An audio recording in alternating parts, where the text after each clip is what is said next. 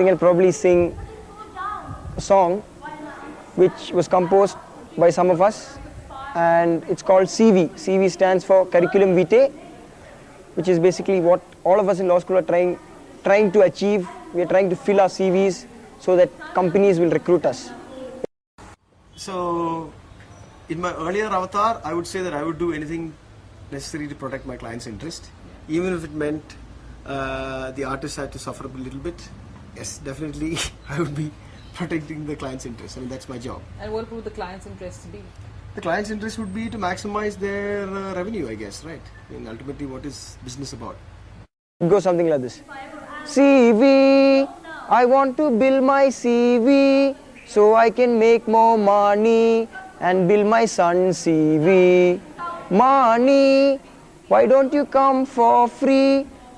Do I have to work for thee? I'll build my son's CV. I used to work for mostly companies that either owned intellectual property or wanted to license intellectual property, mobile phone companies. Movie music licensing is my area of specialty. Till I was actually invited by the World Blind for the Blind. So I was sitting around a table of 15 people from around the world, and 3 of them were visually impaired. So that's my first kind of interaction with people with visual impairment. I was totally amazed by how they use technology and the kind of difficulties they face. Because I had gone, because I was a copyright lawyer from a legal perspective. So that was a life-changing experience for me. So I came back and I was like, you need to do something about it. Simple as that. The World Blind Union Treaty, which is proposed by Brazil and some of the other Latin American countries, to allow for the conversion and distribution of reading material like books, for example, that people with certain types of disabilities cannot read. So if it's visually impaired people or people with cerebral palsy who can't move their hands and therefore they can't hold a book, could be people with dyslexia. And for those people, what is required is that the book be converted into a different format. So earlier the system was Braille, but obviously Braille can't be used by people with cerebral palsy because they can't move their hand anyway. People with dyslexia can't use Braille. So there are alternate formats, and unless material is actually converted into these alternate formats, people with these types of disabilities cannot participate in school because they don't have books. Once you start working, you need reference books, and books are not available, which means that people are excluded from society simply because of copyright law, which doesn't allow the conversion and distribution of material into accessible formats. It's happening, but on an underground basis, in India at least, because the copyright law doesn't allow this. Where parents are converting for children with disability, NGOs do this same thing, some education institutions also do it. People with disabilities themselves do it. For them, it's kind of like exercise of the basic fundamental aspect of what is the meaning of, to live, right? To live, you have to read. To study, you have to read. So 5% of all books are available in formats that people with disability can read. So if you and I can read 1,000 books, people with visual impairment have only 5 books that they can read.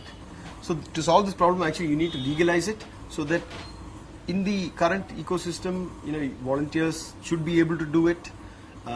You should be able to share the material because there's actually considerable effort and time which is taken in making these books accessible. So unless the law kind of legitimizes it, this activity will never reach the stage where all 1,000 books are available for people to read. Because you can't expect one person or 100 people or 1,000 people to solve the problem of reading disabilities, right? So if you get 1 million people who have faced it to come together to solve the problems, by collaboration, then suddenly you're looking at something which is kind of world-changing.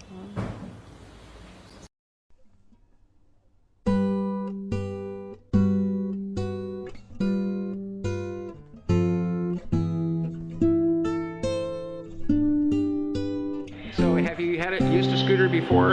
I have never used a scooter before. Okay.